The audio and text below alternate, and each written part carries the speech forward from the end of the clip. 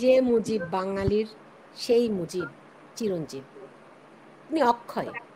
কোনো ঘাতকের বুলেট, কোনো বুলডোজার, এমনকি সেই পাকিস্তানিরাও তাকে নিঃশেষ করতে পারেননি। যে যতভাবে তাকে নিঃশেষ করার চেষ্টা করেন, তিনি ফিনিক্স পাখির মতো আরো শক্তি হয়ে আমাদের সামনে চলে আসেন।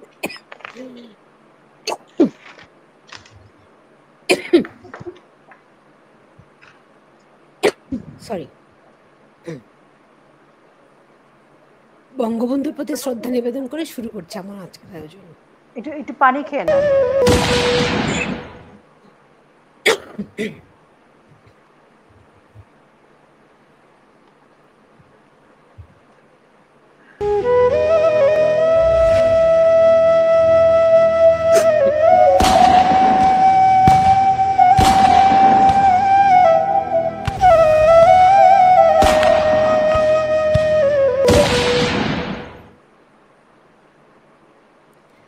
আপনারা দেখতে পাচ্ছেন আমার সঙ্গে অতিথি হিসেবে রয়েছেন সিনিয়র সাংবাদিক, বঙ্গবন্ধুর সঙ্গে খুব ঘনিষ্ঠ ছিলেন সৈয়দ মোহাম্মদুল্লাহ।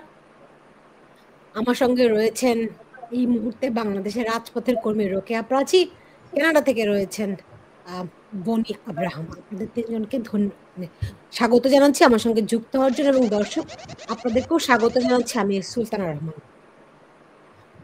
আমি আজকে সত্যি কথা বলতে কি, আমার গলাটা একটু বসে গেল হঠাৎ করেই, কিন্তু আমি অত্যন্ত আবেগতাড়িত। আজকে মনে হয় গত একটি বছরের মধ্যে দিতে পারলাম, যারা বঙ্গবন্ধুকে ধ্বংস করতে চেয়েছে তারা আজ দেখেছে এই বাঙালি জাতি কত তীব্রভাবে বঙ্গবন্ধুকে ভালোবাসে, কত তীব্রভাবে তারা বুকের ভেতরে লালন করে বঙ্গবন্ধুকে।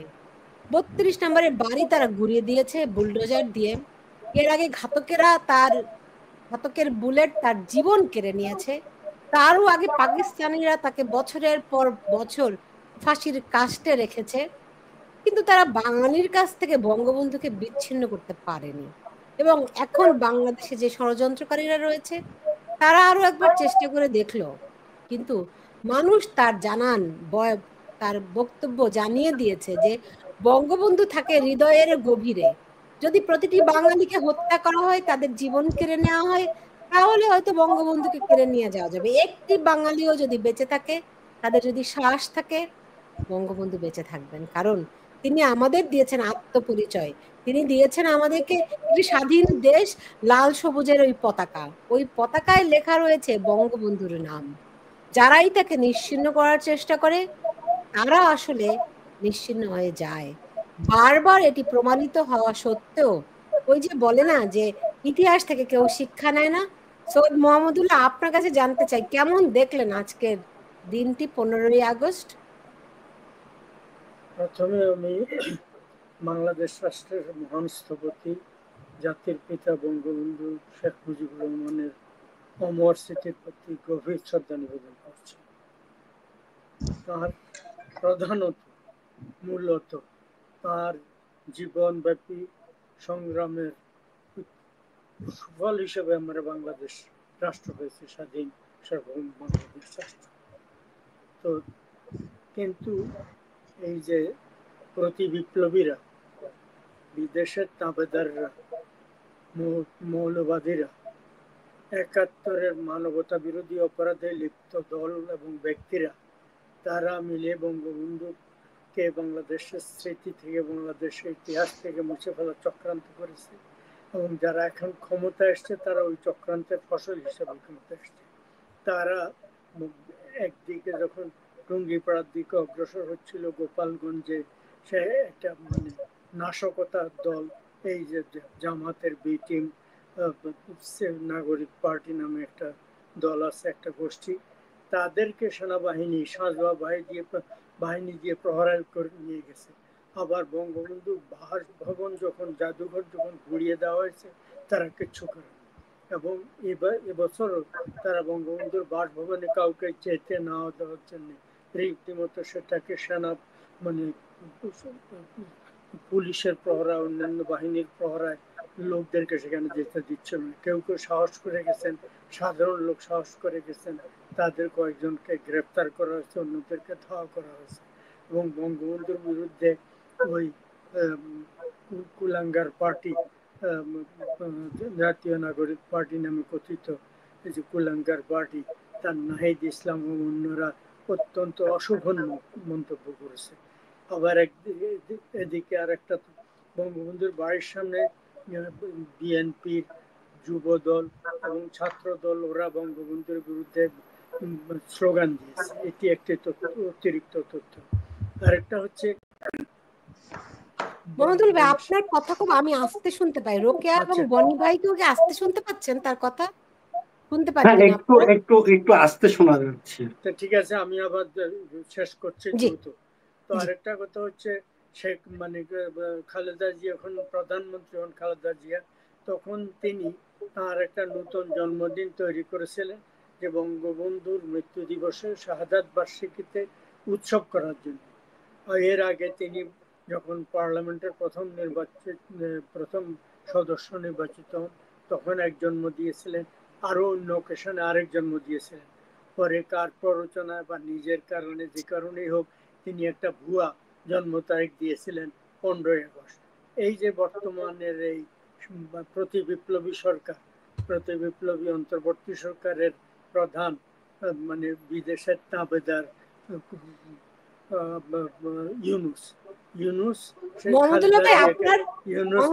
আপনার হেডফোন মানে স্পিকারের এটা সামনে এনে কথা বলেন। হ্যাঁ, আচ্ছা, না তাও হচ্ছে না। খালেদা জিয়ার সেই নকল ভুয়া জন্মদিবস উপলক্ষে তাকে শুভেচ্ছা পাঠিয়েছেন, ফুল পাঠিয়েছেন ইউনূস।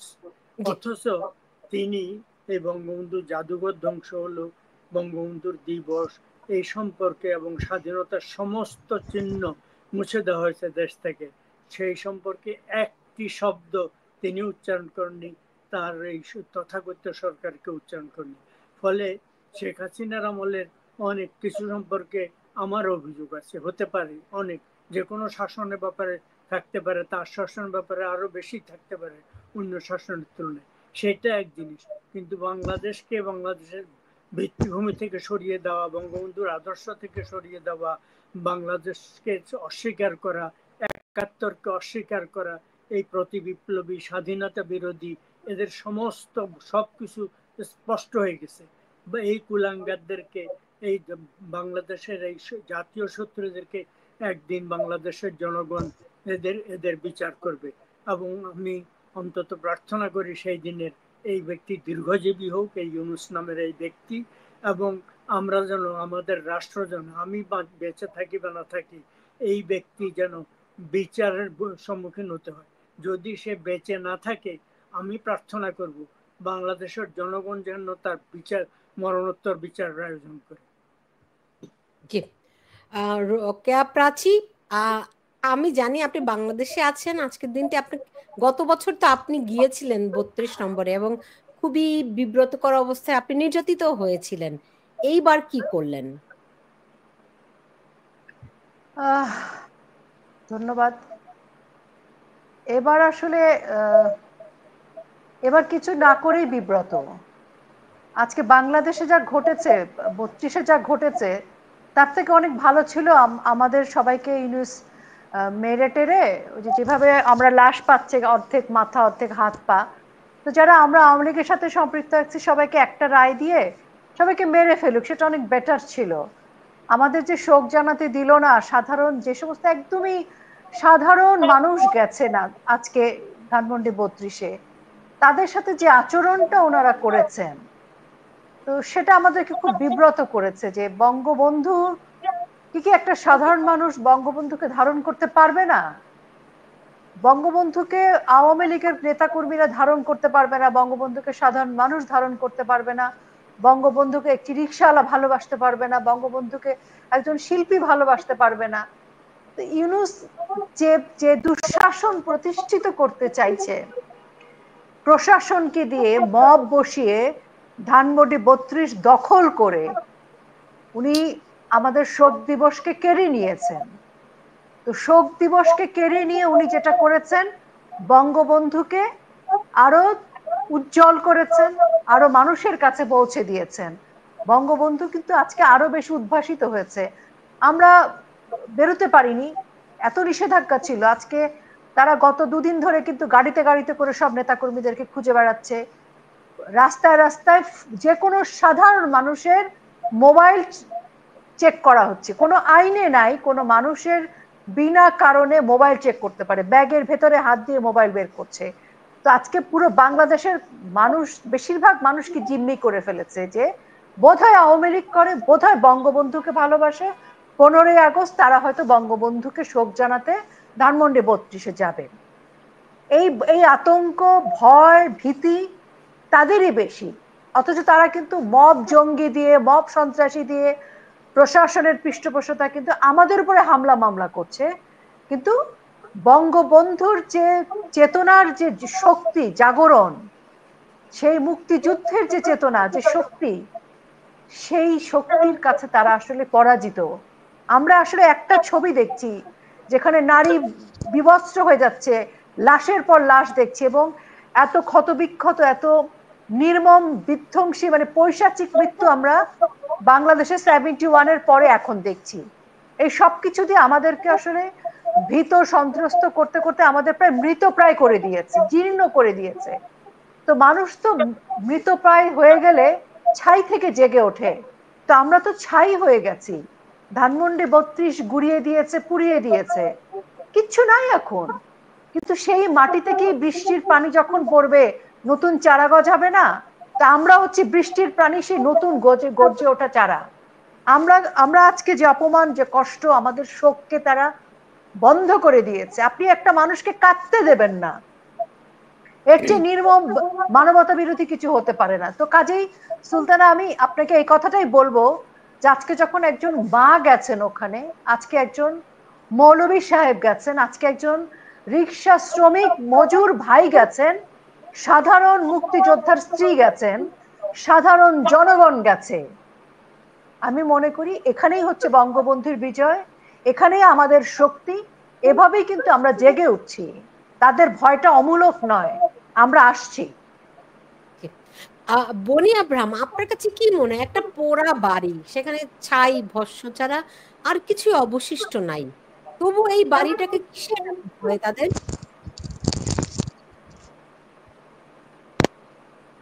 আপা, আজকে এই যে আমাদের শোক, সেটা হলো বঙ্গবন্ধু সম্বন্ধে আমি তো শুধু একটা কথাই বলতে চাই যে তুমি জন্মেছিলে বলে জন্মেছে এই দেশ, বঙ্গবন্ধু তোমার আরেক নাম স্বাধীন বাংলাদেশ। আসলে আমার যেটা মনে হয় যে এই যে বাংলাদেশে এখন যে জঙ্গি, জামাত শিবির সহ যারা আছে, ইভেন কি বিএনপি পর্যন্ত প্রচন্ড ভাবে ভয় পায় 32 নম্বরকে। ওদের অস্তিত্ব বিলীন হয়ে যাওয়া, যখন ওরা 32 নম্বরের এই শুধু ইট সুরকি পাথর গাছ এগুলি দেখে, ওদের প্রচন্ড ভয় হয়। ওরা খুব ভালো করে জানে যে আগামী দিনগুলিতে ওরা কোনো অবস্থাতেই এই জিনিসটাকে ধরে রাখতে পারবে না। কারণ আপনি যদি চিন্তা করেন তাহলে একটা জিনিস, সবচেয়ে বড় যে জিনিসটা, সেটা হলো বঙ্গবন্ধুর যদি জন্ম না হতো এই বাংলাদেশটা হতো না, এই 71-এর মুক্তিযুদ্ধ হতো না, বাংলাদেশের যে সংবিধান সেটা হতো না, আমরা যারা বিদেশে আছি আমরা কিন্তু বাইরে এসে পরিচয় দিতে পারতাম না আমরা বাংলাদেশী। এই জিনিসটাকে তারা সবচেয়ে বেশি ভয় পায়। আর আপনি আমাদের যে বঙ্গবন্ধুকে সরাসরি লালন করে বাংলাদেশে কমপক্ষে আমার মনে হয় 8 কোটি মানুষ এক বাক্যে বলে যে আমরা বঙ্গবন্ধুকে ভালোবাসি, তার যে ধ্যান ধারণা সেটা আমরা আমাদের বুকের মধ্যে ধারণ করি। এরপরে বাকি যে 25% মানুষ, প্রায় 4 কোটি মানুষ আছে, তাদেরকে বললে তারা সুযোগ পেলেই বঙ্গবন্ধুর নাম বলে। তো এটা কি বড় একটা ভয়ের কারণ। তারা খুব ভালো করে জানে যে এই সময়টা, আজকে যে আমাদের এই যে প্রতিকূল অবস্থায় আমরা আছি, এটা থাকবে না, আমাদের অনুকূলে সময়টা আসবে। বঙ্গবন্ধুর অনুকূলে বাংলাদেশের এই যে 18 কোটি মানুষ তাদের অনুকূলে সময়টা আসবে, এবং সেটা খুব একটা দূরে না। আজকে বঙ্গবন্ধুর প্রতি যে শ্রদ্ধা সেটা আমরা জানাতে পারছি না, কিন্তু খুবই অবাক লাগে যে তোমরা যদি চোখ বন্ধ করে ধরো আমাদের, আমরা 32 নম্বর দেখতে পারবো না, আমরা বঙ্গবন্ধুর ছবি দেখতে পারবো না, কিন্তু আমাদের আত্মায় যে বঙ্গবন্ধুকে আমরা লালন করি সেটাকে তোমরা বন্ধ করতে পারবে না। আজকে সারা বহির্বিশ্বে দেখেন কি পরিমাণে মানুষ ফেসবুক সহ বিভিন্ন সোশ্যাল মিডিয়া থেকে নিয়ে প্রত্যক্ষভাবে বঙ্গবন্ধুকে স্মরণ করছে, উনার প্রতি শ্রদ্ধা নিবেদন করছে। কই তোমরা কি পেরেছো এদেরকে থামাতে? বাংলাদেশের মানুষ আজকে 32 নম্বরে ইন্ডিভিজুয়াল যে কোরআন খতম দিয়ে একটু দোয়া করার জন্য যাচ্ছে, কই তোমরা তো তার গলা চেপে ধরেছো, কিন্তু কি বন্ধ করতে পেরেছো? বন্ধ করতে পেরেছো সেই নারীদের যারা ফুল নিয়ে গিয়েছিল, যে রিক্সাওয়ালা ফুল নিয়ে গিয়েছিল বঙ্গবন্ধুর জয় বাংলা? জয় বাংলা তো হল বাংলার জন্মের যে মূল মন্ত্র, সেটা ছিল জয় বাংলা। তোমরা জয় বাংলাকে কোনো অবস্থাতেই থামাতে পারবে না। কারণ আমি একটা জিনিস খুব ভালোভাবে মনে করি এবং এটা আমি ফিল করি আমার বুকে, আমার আত্মায়, আজকে হয়তো আমাদের অনুকূলে সময় না, আর এই অনুকূল সময়ে যখন আমরা বঙ্গবন্ধুকে স্মরণ করি সেটা আমাদের জন্য বিরাট একটা শোক।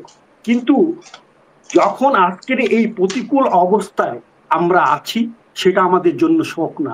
বাংলাদেশের 18 কোটি মানুষের কয়েকটা দালাল রাজাকার আল বদর আল শামস বাংলাদেশের বিরুদ্ধে যাদের জন্ম, তাদের কাছে আমরা শক্তি।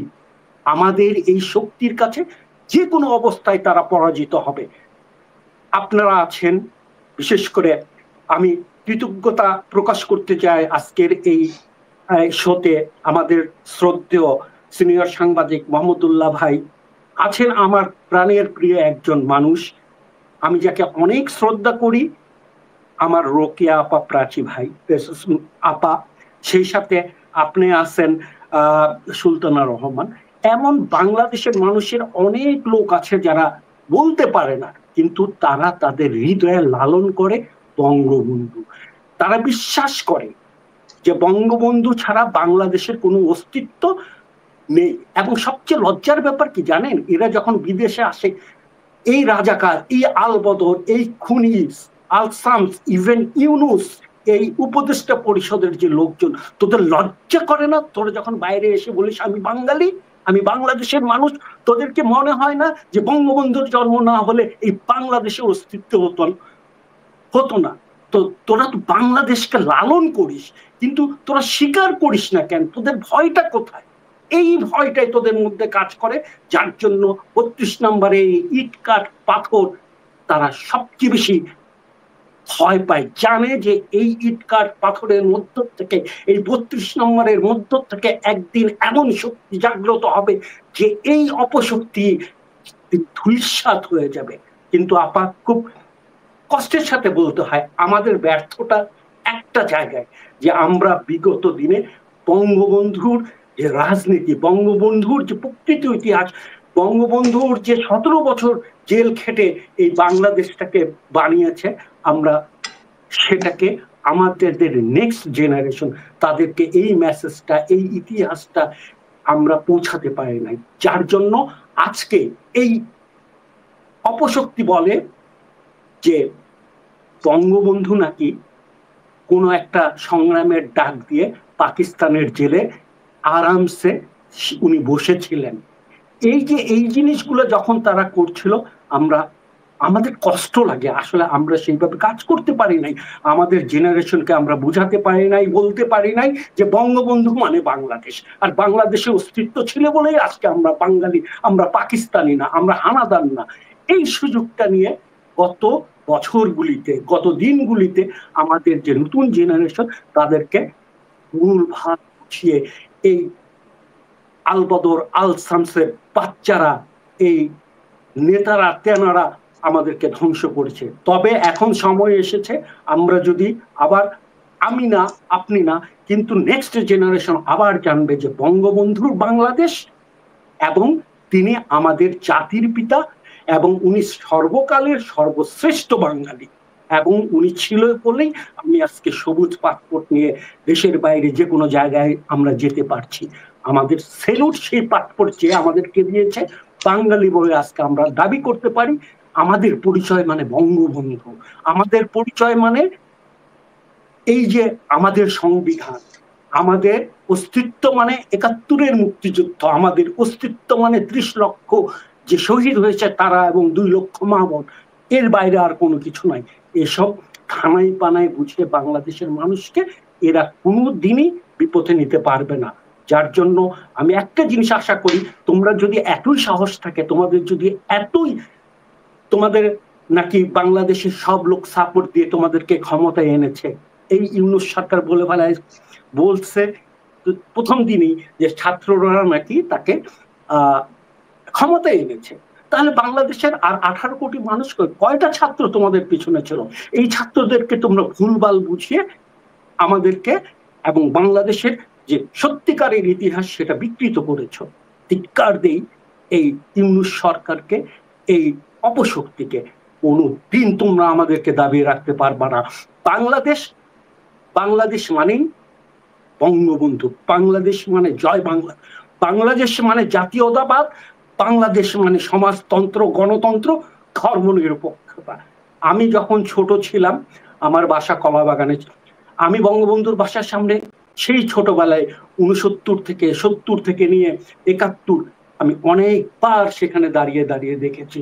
এই ইট কাঠ পাথর সেদিন আমাকে একটা, আমার হৃদয়ে শ্রদ্ধা নিবেদন করতাম। কিন্তু আজকে এই এক একটা ইট, এক একটা বালুকোনা সর্বশক্তি নিয়ে তোমাদের এই অপশক্তির বিরুদ্ধে রুখে দাঁড়াবে। তোমরা তোমাদের রাস্তা ঠিক করে রাখো, তোমরা কোথায় যাবা। তোমাদের সময় ঘনিয়ে এসেছে। বাংলাদেশের মেহনতি মানুষ কখনো তোমাদেরকে ছাড় দিবে না, কারণ আমরা বঙ্গবন্ধুকে ভালোবাসি। বুঝে সৈয়দ মোহাম্মদুল্লাহ, আপনি দেখুন গত বছর আমরা দেখলাম যে ৩২ নম্বরে ডিজে পার্টি করেছে, আগুন দিয়েছে, ভাঙচুর করেছে, তারাই এনসিপির পোলাপানরা। হ্যাঁ, এরপরে দেখলাম ফ্রান্স থেকে নির্দেশ দিয়ে বুলডোজার আনিয়ে ভাঙা হলো, তাও ওই তৌহিদি জনতা এনসিপির এরাই করলো। কিন্তু কালকে আমরা দেখলাম সরাসরি বিএনপির নামে স্লোগান হচ্ছে, এবং বিএনপি কাজটি, বিএনপির ২-১ জন বুঝতাম যে বিএনপির নাম দিয়ে অন্য কেউ করাচ্ছে, তাও তাদেরকে একটা বেনিফিট অফ ডাউট দিতে পারতাম। কিন্তু বিএনপির অনেক নেতৃবৃন্দকে দেখেছি সেখানে গিয়ে ধরপাকড় করতে, আওয়ামী লীগ কিনা তারা পরীক্ষা করছে, ওখানে কাউকে যেতে দিবে না, কাউকে ফুল নিতে দিবে না, কাউকে শ্রদ্ধা নিবেদন করে, এমনকি কাউকে প্রবেশই করতে দিবে না। বিএনপি কেন এই কাজটি করছে, এবং বিএনপি কে কি আর মুক্তিযুদ্ধের দল বলা যায়? এটা অত্যন্ত দুঃখজনক। সেটা হচ্ছে যে এই ছাত্র দল, বিএনপি ডাইরেক্টলি না হলো বিএনপি দুটি অঙ্গ সংগঠন, ছাত্র দল, যুব দল, তাদের সেখানে উপস্থিতি ছিল, এই একটা কথা। তারপর হচ্ছে যে ওই যে খালেদা জিয়ার ভুয়ারা জন্মদিন পালন, এবার অবশ্য তারা সম্ভবত পালন করেছে কিনা আমি জানি না, কিন্তু আপনার সাউন্ডটা এত লো, কিছু শুনতে পাই না। শুনতে পান না? তাহলে এখন শুনতে পাই। হ্যাঁ, এখন আপনি কাছে এসে বলেন তাহলে। জি, আচ্ছা, ঠিক আছে, তো কাছে এসে বলছি। এখন এটা অত্যন্ত দুঃখজনক। আপনি যেটা বলছেন যে বিএনপি মুক্তিযোদ্ধা দল, তারা বারবার বলছিল জামাতের বিরুদ্ধে, তারা প্রায় 1 বছর থেকে বিভিন্ন বক্তব্য রাখছিল, জামাতকে স্বাধীনতা বিরোধী বলছিল।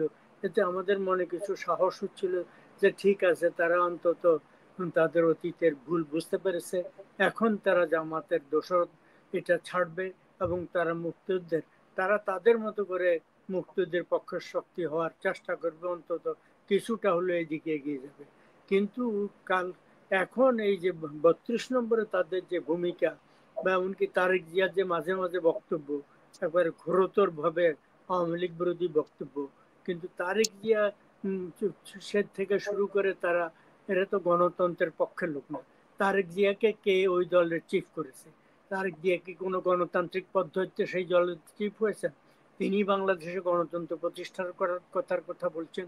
আমরা সাধুবাদ দেব যে কেউ যদি বাংলাদেশে সত্যি সত্যি গণতন্ত্র প্রতিষ্ঠা করতে চায়, কিন্তু তিনি নিজে তো গণতান্ত্রিক ভাবে ওই দলে কোনো গণতান্ত্রিক প্রক্রিয়া নেই। সেই অগণতান্ত্রিক প্রক্রিয়া নেতা হয়ে অগণতান্ত্রিক নেতা হয়ে তিনি গণতন্ত্র প্রতিষ্ঠা করবেন। যাই হোক, এটি একটি। আর মুক্তিযুদ্ধের আদর্শের কথা বলছেন, তিনি বঙ্গবন্ধুর বিরুদ্ধে বঙ্গবন্ধু সম্পর্কে নেতিবাচক বহু কথা বছরের পর বছরের আগে লন্ডন থেকে ইস্যু করেছিলেন, এটিও সবাই জানে। তারপরে আরেকটা কথা হচ্ছে এখন যে বঙ্গবন্ধুর ব্যাপারে এই যে ইউনূস কেবল বঙ্গবন্ধুর যে মানে তা না, পুরো মুক্তিযুদ্ধের বিরুদ্ধে ইউনূস সরকার এবং তার যত মুক্তিযুদ্ধের সবকিছু সব স্থাপনা সর্বত্র ধ্বংস করে দিয়েছে। এবং এই যে বঙ্গবন্ধুর বাড়িতে শ্রদ্ধা জানাতে গিয়ে গতবার আপনাদের এখানে যে বিশিষ্ট ব্যক্তিত্ব রোকেয়া প্রাচী আছেন তাকে অপদস্থ করা হয়েছে। তো এইভাবে তারা এইবারে ফ্রান্স থেকে কোন এজেন্সির দালাল, কোন বিদেশি গোয়েন্দা দলের দালাল একটা আছে ফ্রান্সের থেকে, সে বছর পর বছর কথা বলছে, সে ডক্টর কামাল হোসেন ব্যারিস্টার পান্না, ওনারাই যাবেন বলে ওদের বিরুদ্ধে ওখান থেকে হুঁশিয়ারি উচ্চারণ করে বলেছে তাদেরকে গড়িয়ে দেওয়া হবে, ডেড বডি পাওয়া যাবে, এই ধরনের সব কথাবার্তা কি সব বলেছে। এখন তারা জাননি এই পর্যন্ত, আমি দেখলাম না। কিন্তু এই যে ঘটনা, পুরো ঘটনা এই যাতে ৭১ বিরোধী, এবং পাকিস্তান থেকে দেখুন এর আগে কয়েকজন আসছে, তাদের গোয়েন্দা বাহিনীর লোক আসছে। এখন সর্বশেষ হচ্ছে তাদের যে পররাষ্ট্রমন্ত্রী, ডেপুটি প্রাইম মিনিস্টার, সেই লোক আসবে এই কয়েকদিন মধ্যে, পরপর 2 জন আসবে, বাণিজ্য মন্ত্রী ইত্যাদি ইত্যাদি, আরো একজন 3 জন মন্ত্রীও আসতে পারে, 2 জন কনফার্ম, আরো একজন আসছে। তারা কেন আসছে? শেখ হাসিনার আমলেও পাকিস্তানের সাথে কিছু কিছু বাণিজ্য ছিল, সেটা একটা দিক। কিন্তু এই পাকিস্তানের সাথে প্রেম ভালোবাসা যে তারা শুরু করে দিয়েছে, এটার কারণ কি? পাকিস্তানের বর্তমানে যে দুর্নীতিবাজ পরিবার, নেওয়াজ শরীফ পরিবারের শেহবাজ শরীফ যে প্রধানমন্ত্রী, সেই লোক এই বাংলাদেশে এই মানে শেখ হাসিনা সরকারের পতনের পরে স্টেটমেন্ট দিয়েছে না, বঙ্গবন্ধুর বাড়িতে যখন প্রথমবার আক্রমণ করেছে হবে না, এই লোক পাকিস্তান ভেঙেছে।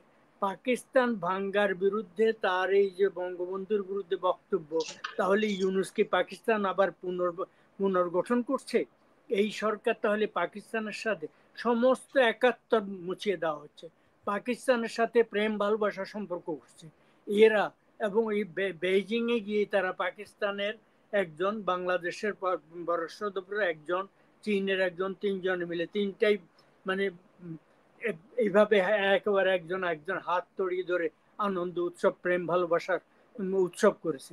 এরা পুরো জিনিসটা এখন বঙ্গবন্ধুর বিরুদ্ধে এই যে তাদের উৎসব, বঙ্গবন্ধুর তাদের যে ক্ষোভ, এই ঘৃণা, এই সবকিছু মিলে একটা জিনিস হচ্ছে তাতে যে শেখ হাসিনার আমলের দুর্নীতি অথবা কুশাসন অথবা গণতান্ত্রিকতা যে সমস্ত অভিযোগ তারা করে, তার ভিতরে অনেক কিছু সঠিকও থাকতে পারে, সেগুলো থেকে মানুষ থেকে পুরো ভুলিয়ে দিচ্ছে, ভুলিয়ে দিয়ে মুক্তিযুদ্ধের পক্ষকে শক্তিশালী করছে এদের নীতি।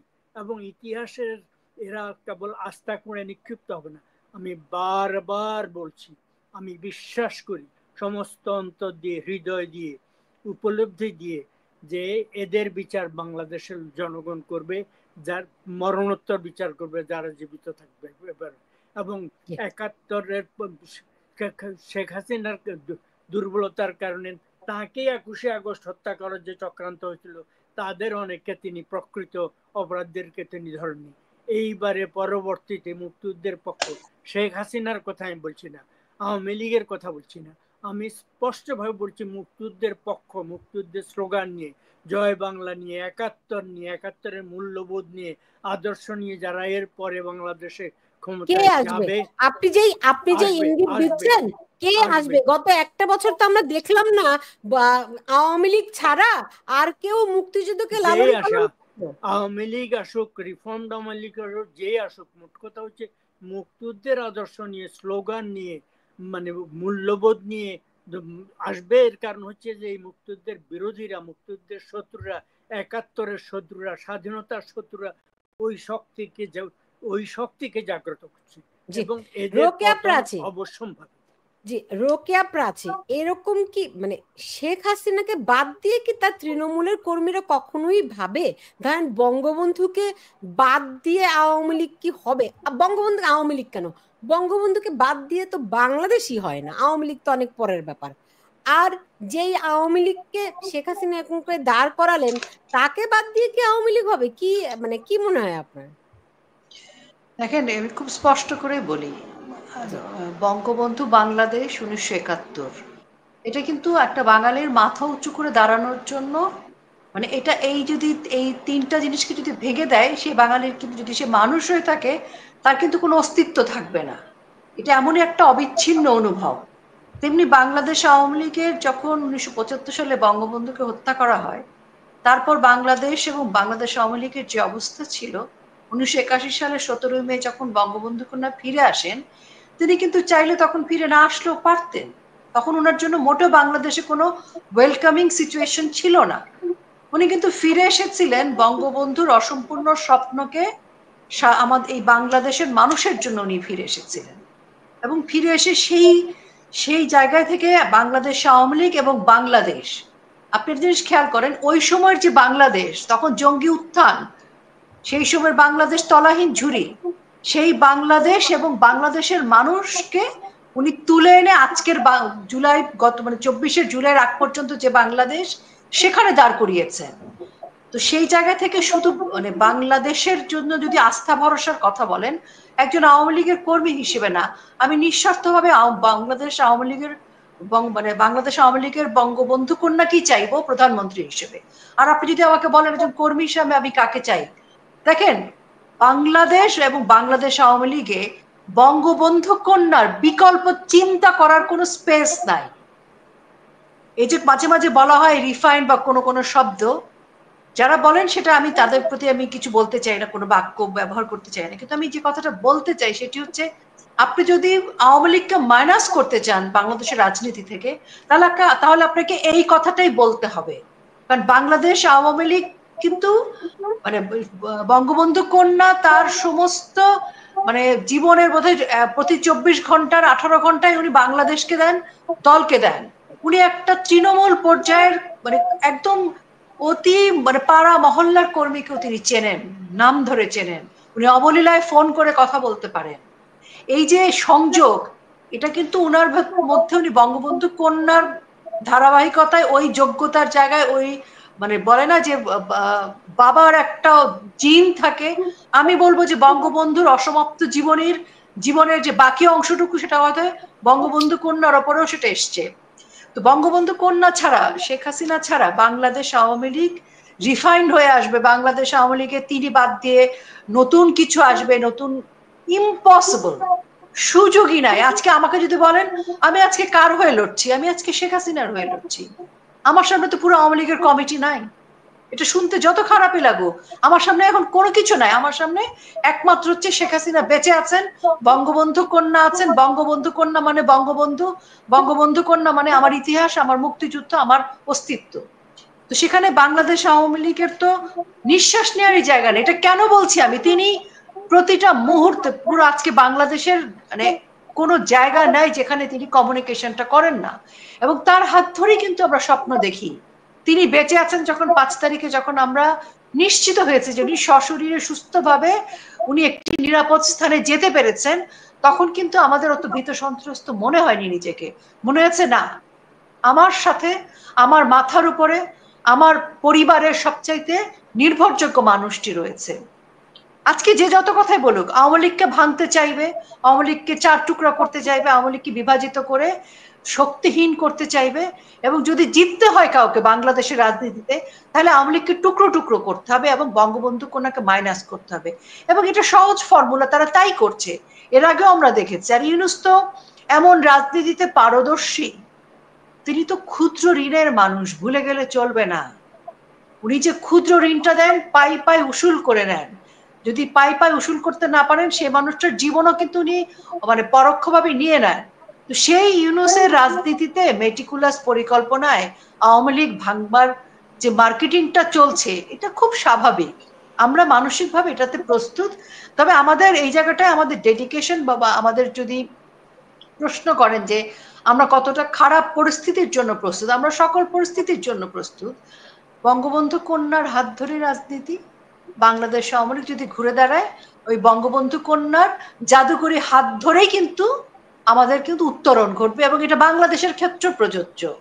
আপনি বলেন তো একটা মানে পথ শিশু বা একজন অসুস্থ মহিলা রাস্তার মধ্যে একজন বা রোগী, তাকে যেভাবে জাপটে ধরছেন, আমি আপনিও কিন্তু পারি না কখনো কখনো। বাংলাদেশে কোন নেতাকে আমরা দেখেছি বঙ্গবন্ধুর পরবর্তী সময়ে জড়িয়ে ধরছেন? ওনার কাছে গেলে আমাদের মনে হয় না যে একটা পাহাড় আছে মাঝখানে। উনি তো ঘরের মায়ের মতো, ঘরের মানুষের মতো। তো কাজী জনগণের যে আস্থার জায়গার কথা না, সেটা কিন্তু বঙ্গবন্ধু কন্যার হাত ধরেই। এটা যে আওয়ামী লীগ করে না, আজকে সে আরো বেশি বুঝে গেছে। যারা প্রতারিত হয়ে বলেছিল যে আওয়ামী লীগ ভালো না, স্বৈরাচার, বঙ্গবন্ধু কন্যাকে তো নেগেটিভ মার্কেটিং করা হয়েছিল, আজকে তারা বলছে যে ফাঁদে পড়েছিলাম সে ফাঁদটা ছিল মৃত্যুর কূপ, আমরা সেখানেই ভালো ছিলাম। তো এই যে মানুষের ভুল ভেঙেছে, মানুষের ভুল ভাঙছে, ইউনূসেরও ভুল ভাঙছে। ইউনূস ভেবেছিল তার ক্ষুদ্র ঋণের মার্কেটিং দিয়ে তিনি আওয়ামী লীগকে, মুক্তিযুদ্ধকে, ৭১কে, বঙ্গবন্ধুকে রিসেট বাটন দিতে পারবেন। আজকে তিনি নিজেও বুঝতে পেরেছেন তার রিসেট বাটনে কোনো কাজ হবে না, তার ফর্মুলায় আসলে কোনো কাজ হবে না। বাঙালি অন্য জিনিস। এই বাঙালি কিন্তু পাকিস্তানি হানাদার বাহিনীকে তাড়িয়ে দিয়েছে, ইয়াহিয়া খানকে পাত্তা দেয়নি, টিক্কা খানকে পাত্তা দেয়নি। এ বাঙালি বড় জাদ্রেল বাঙালি, যখন রেগে যায় এ বাঙালি কাউকেই তো আক্কা করে না। ইউনূস কোন ছাড়, ইউনূস তো 12 মাস বাইরেই ছিল। ইউনূস তো 12 মাসের আমাদের কোনো ঋতুই চিনে না, শীত বসন্ত গ্রীষ্ম বর্ষা জানে না। বাংলাদেশের গ্রামের একটা কৃষকের পরিণতি কি হয় উনি জানে না তো। উনি কখনো ধান খেতে, পাট খেতে নামেনি। উনি কখনো একটা গরিব মানুষের পাশে দাঁড়িয়ে বুকে জড়িয়ে ধরেননি। ওই এক গ্রামীণ চেকের পাঞ্জাবি পরে ঘুরে বেড়ালে হবে না। এনসিপি এবং প্রোটোকল দিয়ে ঘুরে বেড়াচ্ছেন। এই দিন না, আরো দিন আছে, আরো দিন আসবে, ওনাকে ইতিহাসের কাছে জবাবদিহি করতে হবে। আমাকে যদি আপনারা অনুমতি করেন আমি কি যেতে পারি? আপনি যাওয়ার আগে আমি শেষের দিকে আরেকটু বাকি। আচ্ছা ঠিক আছে, ওকে ওকে, ঠিক আছে ঠিক আছে ঠিক আছে। আমি ভাবছি অনেক লম্বা করবেন কিনা। ঠিক আছে, আমি একটু শেখ হাসিনা যখন ছোট্ট জয়ের হাত ধরে গণভবনে যেতেন, গণভবনে একটা সাংবাদিক হিসেবে আমি তাকে দেখেছি। তার সম্পর্কে আপনি অসাধারণ সব কথা বলেছেন, সবগুলোর সাথে একমত। নিউ ইয়র্কে ভোজ সভায় আমার প্লেটে উনি খাওয়ার তুলে দিয়েছিলেন, এটা আমার মনে আছে। এটি একটি দিক। কিন্তু কথা হচ্ছে কোনো দল, কোনো আদর্শ ব্যক্তি নির্ভর হতে পারে। বঙ্গবন্ধু তিনি আরেক ব্যাপার, জাতির জন্য। শেখ হাসিনার বয়স হয়েছে, তারকে হত্যা করার জন্য তার ক্ষতি করা হয়েছে, সেই আক্রমণে তার স্বাস্থ্যের ক্ষতি হয়েছে। তিনি চিরস্থায়ী চিরজীবিত হবেন তা না, তার অবর্তমানেও বাংলাদেশকে ঘুরে দাঁড়াতে হতে পারে তিনি যদি নাও থাকেন। ফলে আমাদের বক্তব্য হচ্ছে আমাদের আদর্শ, আমাদের বঙ্গবন্ধু, আমাদের একাত্তর, মুক্তিযুদ্ধের আদর্শ, এগুলোই ঘুরে দাঁড়াবে। এবং সেটা শেখ হাসিনা থাকুন বা না থাকুন, তিনি নেতৃত্ব দিতে পারুন বা না পারুন, এটা অবশ্যই বাংলাদেশ তার আদর্শ নিয়ে ঘুরে দাঁড়াবে। আমি আপনার সাথে আমি আপনার প্রতি শ্রদ্ধা রেখে শুধু আমি একটি কথা যুক্ত করব, সেটি হচ্ছে ধরেন আমি যদি আজকে বলি যে আমি বঙ্গবন্ধুর উত্তরসূরি, আমি বলতে পারি, কিন্তু যে বঙ্গবন্ধু পুরো পরিবারকে হারিয়ে 1981 সাল থেকে শুরু করে বাংলার মাটিতে যে মানে মাটি তৈরি করে করে যে বীজ বুনে বাঙালিকে শক্ত হাতে দাঁড় করিয়েছে, উন্নয়নের মহাসড়কে নিয়েছে, তাকে কেন এখনো প্রমাণ করতে হবে যে তিনি, তাকে বাদ দিয়ে বা বঙ্গবন্ধুর আদর্শের জায়গাতে আরেকজন আসতে পারে? প্রকৃতির নিয়মে উনার বয়স হলে সেটা প্রকৃতির সময়ে নির্ধারিত হবে। কিন্তু আজকে যখন বঙ্গবন্ধু কন্যা একজন ম্যাজিক্যাল উইমেনের মতো হর্স পাওয়ার, তো আমি মনে করি যে উনার যে এনার্জি, উনি যেভাবে চিন্তা করেন, মানুষের বয়স একটা নাম্বার। উনি মানুষকে ভালোবাসতে চান কিনা, উনি দেশের জন্য পরিশ্রম করতে চান কিনা, উনি উনার সময়টা কতটা দেশের জন্য ব্যয় করেন আর কতটা নিজের সাজগোজ থেকে শুরু করে নিজের বিলাসী জীবনে, সেটা আমরা জানি। তো কাজেই বঙ্গবন্ধু কন্যার যে জীবনাচার, উনার সেই জীবনাচার দীর্ঘ যুগ ধরে আমরা দেখে আসছি, মানুষকে কেন্দ্র করে, জনগণকে কেন্দ্র করে, রাজনীতিকে কেন্দ্র করে, বাংলাদেশের উন্নয়নকে কেন্দ্র করে। তিনি যা বলেছেন, যা ভেবেছেন, আজকে আমরা দেখছি সেটি সঠিক। তিনি যা অনুমান করেছিলেন আজকে সেটি প্রমাণিত হচ্ছে। তিনি 5 বছর আগে বলেছেন, আজকে আমরা দেখছি। কাজে আমি ওনার মধ্যে বঙ্গবন্ধুর ছায়া খুঁজে পাই। আমার ওনাকে মনে হয় উনি অনেক পরিশ্রমী, উনি দক্ষ, যোগ্য। শুধুমাত্র উনি বঙ্গবন্ধুর টাইটেলটা উনি এমনি এমনি পাননি। হ্যাঁ, উনি বঙ্গবন্ধু কন্যা, কিন্তু উনি সেই বঙ্গবন্ধু কন্যা হিসেবে যোগ্য নেতৃত্বে উনি যে পরিমাণ মানে প্রমাণ করেছেন, আমার মনে হয় না যে পৃথিবীতে কোনো কন্যাকে এত প্রমাণ করতে হয়। উনি বঙ্গবন্ধুর প্রকৃত যোগ্য উত্তরসূরি এবং বাংলাদেশেরও যোগ্য নেতা। আমরা তো বাংলাদেশে আজকে পর্যন্ত যদি নেতার হিসেব করি ভাই, ইতিহাসের দিকে তাকে আমি নির্মোহভাবে বলতে চাই, আজকে 2025 সালের 15 আগস্ট পর্যন্ত যদি আমরা সকল নেতার ব্যবচ্ছেদ করি বঙ্গবন্ধুর পরবর্তী সময়, আপনি বলেন তো কোন নেতাকে আপনি কত নাম্বার দিবেন? আমরা যদি উল্লেখযোগ্য হিসেবে এরশাদ সরকার থেকে ধরে আসি, তাহলে আপনি কার হাতে কি হয়েছে, কার হাতে কি ভেঙেছে, কি গড়েছে, সেই হিসাবটাও যদি আপনি করেন, তাহলে তো বঙ্গবন্ধু কন্যার আশেপাশে দাঁড়াতেই পারবে না নাম্বারে। এখন হয় কি, আমাদের মধ্যে একটা প্রবণতা আছে, নারীর হাতে ক্ষমতা, নারীর হাতে ক্ষমতা গেলে অন্য নারীরাও ক্ষমতাইতে হয়। আজকে বঙ্গবন্ধু কন্যা ক্ষমতায় নাই, আজকে নারীর দশা দেখেছেন? নারীর কথা ভেবেছে কোন নেতা? বঙ্গবন্ধু ভেবেছিলেন আর বঙ্গবন্ধু কন্যা ভেবেছে। তা আমি মনে করি যে তিনি যেভাবে ভাবেন আমাদের জন্য, উনাকে কিন্তু আমরা বঙ্গবন্ধু কন্যা হিসেবে অতিরিক্ত নাম্বার দিয়ে পাশ করাচ্ছি না। উনি নিজে এটার যোগ্য, উনি তৈরি করেছেন। 1981 সালে উনি এসে যেখান থেকে বাংলাদেশকে এনেছে, কোন নেতা সেটা করতে পেরেছে? উনি যেভাবে জঙ্গি জিরো টলারেন্স করেছে, উনি যেভাবে বিভিন্ন ক্ষেত্রে আজকে আমাদের নারীদের, আমি তো নারী হিসাবে বলবো, মা হিসাবে বলবো, আমার মেয়েকে আমার একা স্কুলে কলেজে পাঠাতে কোনোদিন টেনশন হয়নি। এখন তো আমি নিজেই বেরোতে পারি না। আমি ধরেন চেনা মুখ, অচেনা মুখের সাধারণ একজন বাড়িতে কাজ করে বা সাধারণ গার্মেন্টস এর মেয়ে, আজকে সেও বেরোতে পারে না। সাধারণ সাধারণ জায়গায় আমরা বুঝতে পারি তিনি কি ছিলেন, তার অনুপস্থিতিতে আজকে জাতি বুঝতে পারে। আমি মনে করি একদম এই যে পুরার বয়স হয়েছে, এই কথাগুলোকে আমার কাছে একদমই মনে হয় যেগুলো হচ্ছে -2 জন্য। রিফাইন আওয়ামী লীগের নামটা হচ্ছে পুরো ফালতু, এটা হচ্ছে আওয়ামী লীগকে ভাগ করবার জন্য। কিসের রিফাইন, কিসের কি ভাই? আওয়ামী লীগ আমরা তো জানি আওয়ামী লীগ কি, বাইরে থেকে এসে কে বলবে রিফাইন? আমার আওয়ামী লীগ, আমাদের আওয়ামী লীগ। রিফাইন করার ইউনুসকে, ইউনুসকে রিফাইন্ডের ফর্মুলা দেওয়ার ভাই। আমাদের নেত্রী হচ্ছে বঙ্গবন্ধু কন্যা, তার নেতৃত্বে আমরা ভাই প্রস্তুত হচ্ছি, যুদ্ধে যাব। আর আমাদেরকে এখন মন্ত্র শোনানো হয় রিফাইন আওয়ামী লীগ, উনার বয়স হয়েছে, সরি আপনি বলতেছেন দেখে না, উনার বয়স হয়েছে প্রকৃতি। আরে ভাই 5 বছর পরে বোঝা যাবে, আল্লাহর হাতে সবকিছু। উনি এখন সুস্থ আছেন, উনি আমাদের মাথার উপরে আছেন, উনার নেতৃত্বে আমরা যুদ্ধ করব। এটাই হচ্ছে একদম শুরু শেষ, এটাই ফাইনাল কথা, এটাই ফুল স্টপ। জি, আমাকে শেষ করতে হচ্ছে। বনি আব্রাহাম, আপনার সঙ্গে নিশ্চয়ই আরেকদিন কথা হবে। আপনার যদি 30 সেকেন্ডে ছোট্ট করে কিছু বলতে চান। ফুল স্টপ তো রোকে আপা করে দিয়েছেন, এরপরে আর কথা চলে না। জি, থ্যাংক ইউ আপা। 30 সেকেন্ডে। জি, আমি তো আসলে দেশের যে অবস্থা এবং গত মানে রাতে 32 নম্বরের সামনে দেখলাম ডিজে পার্টির খুব নাচ গান হচ্ছে। 30 সেকেন্ড হয়ে গেছে, 30 সেকেন্ড শেষ। আচ্ছা, আমি শুধু একটা কথা বলতে চাই, আপনার জাস্ট এটুকু বলতে চাই যে আপনারা যখন ডিজে পার্টি করতেছিলেন তখন ওই জিয়ার মাজারে দেখলাম একটা সাদা কুকুর উনার মাজারে মানে উনার কবরের উপরে ড্যান্স করতেছে। তো প্রকৃতই একটা জিনিস আছে যে কিভাবে এটা ফিরে আসে বারে বারে। তো এগুলো করার দরকার নেই। 30 সেকেন্ড মাহমুদুল্লাহ ভাই। হ্যাঁ, আপনার দুই আলোচকের প্রতি শ্রদ্ধা, তারা খুব বিজ্ঞ লোক, খুব গুরুত্বপূর্ণ কথা বলেছেন। বঙ্গবন্ধুর প্রতি পুনরায় শ্রদ্ধা। এবং আমি বলবো আজকে বাংলাদেশের এই স্বাধীনতা বিরোধী, মুক্তিযুদ্ধ বিরোধী, 71 বিরোধী, বঙ্গবিরুদ্ধ বিরোধী যারা আছে, এদের পতন অনিবার্য। মুক্তিযুদ্ধের পক্ষের শক্তির পুনরুত্থান ঘটবেই এবং এদের বিচার বাংলার মাটিতে হবে। জি, নিশ্চয়ই বাংলার মাটিতে হবে। কোনো অন্যায়কারী বাংলাদেশে রেহাই পায়নি, নিশ্চয়ই তাদের বিচারের মুখোমুখি হতে হবে। আমার আজকের আয়োজনটি আমি বঙ্গবন্ধুর প্রতি নিবেদন করে শেষ করছি। সবাই ভালো থাকুন। আমি